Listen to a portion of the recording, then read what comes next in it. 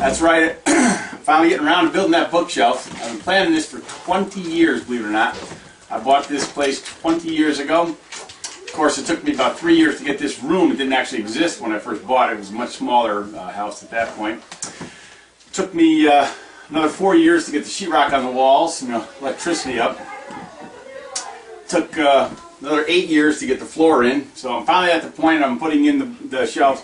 This was always kind of a dream of mine. I thought I wanted to build a big bookshelf, not a little one. I wanted a big one so that, and when people say, oh, you're going to build a bookshelf and put all your books on it, I'm going to say, yeah, but I'm going to only put all my books on half of it. It's going to be so big that I'm going to have plenty of room for even more books, because it's not like I've bought every book I ever want. There's going to be books I'm reading now, plus books that I want for the future. So I wanted to have double space, enough for my books and magazines, keeping the National Geographics and Smithsonian's, things like that. And then I'm going to have the area for all the books we're currently reading, or it'll be for books in the future. Actually, let me get my daughter in here. Alex, can you bring in the books that we're currently reading right now so we can put them right here on this shelf? That would be super. Come on in and do that. Don't mind my daughter Alex, she's not getting paid. Got my nook for you, Dad. Your nook? Wait a minute. For 20 years I've been planning this bookshelf. All I needed was one shelf for all this. How many books can this thing hold? It has memory cards. It has memory cards, so it can hold even more? Yeah, it can hold a ton. And these books are free? No. Project Gutenberg is free. Look that up. Yeah. But these books are cheaper than the hardcover disposable books, paperbacks. Yeah. How much do they cost for a typical book? Well, some of them cost like $1.99, and some of them cost like $12.99. $1.99. Wow. Some of them come free. Some free. So what we have here is changes in technology.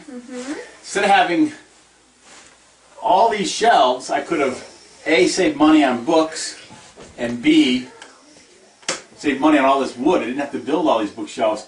All I needed is a nook. If only I told that to Santa. Well, I did. Yes, well, smart girl you are.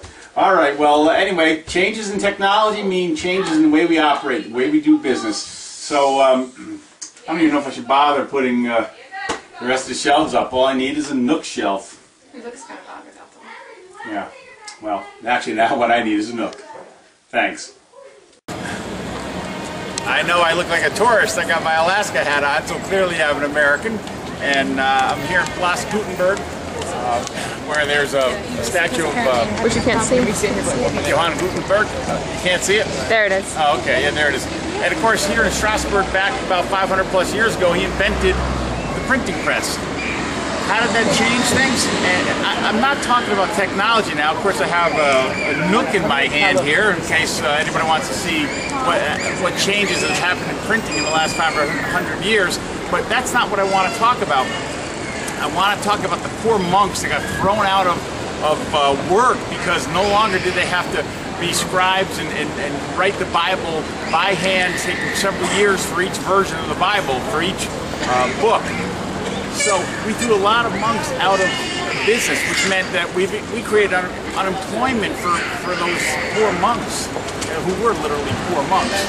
So my concern here is about the employment of monks, and what would the newspapers of the day said if they'd realized what Mr. Gutenberg invented? He invented unemployment just by creating the book, by creating the printing press. So every time you hear about somebody being thrown out of work by a new technology, you have to think about Mr. Gutenberg and what he did, and how he destroyed civilization by creating unemployment. Or did he? Thanks. Okay. I don't really know that all those monks were put out of business just because of that. In fact, I did a little research, and it turns out that the monk population was already losing out to the secular copyists, that is, the people who were copying books on their own. They didn't have to be a monk in order to copy a book. But let me tell you, here's an example of this movable type that Gutenberg invented.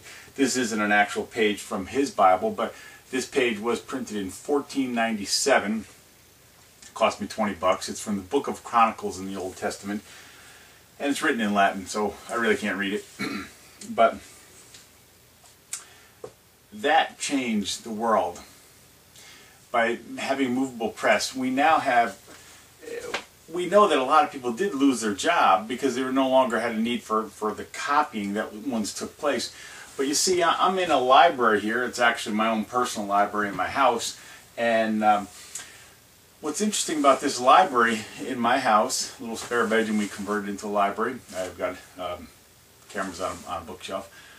I have more books in this library than John Harvard donated to Harvard University, which is why it bears his name. He donated about 400 books, and I've got more than that here in these shelves, all combined in this room.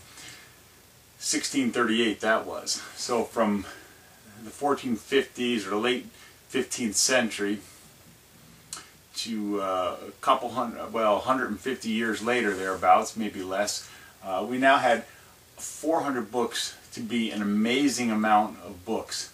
And now, a few hundred years after that, we see that 400 books is not terribly impressive. In fact, you might argue, what are you doing with so many books when you could have gone to the library and read a lot of these for free? But what we've invented is authors. Here's Paul McCartney, Charity Girl, never heard of that book. The Host by Stephanie Meyer. So we've got them all now. Biographies and novels and so on. Things that didn't exist back when books were written by hand. There are very, very few non-biblical books written prior to the 1500s. So now, whole different world out there. So every time you see unemployment increasing in a particular industry because of some change in technology or some international trade, you also have to think, okay, but what opportunity does that create? It creates unemployment for someone, but it created inexpensive books for you and me, and it created other people the opportunity to be authors and to be book critics, to be book editors, to be book sellers, things that didn't exist prior to that because books were just that expensive. So, unemployment, sure, it created some, but I'm okay with that.